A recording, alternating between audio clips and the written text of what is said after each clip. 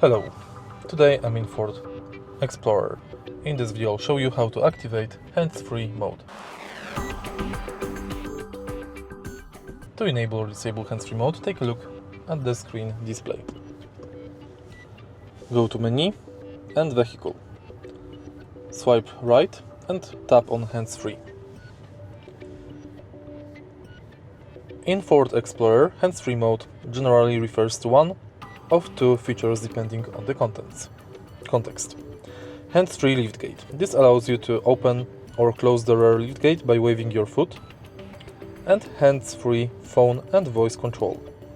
Using Sync, you can make phone calls and receive them using voice commands, send text, play music, and control navigation. If you find this video helpful, please like, comment and subscribe.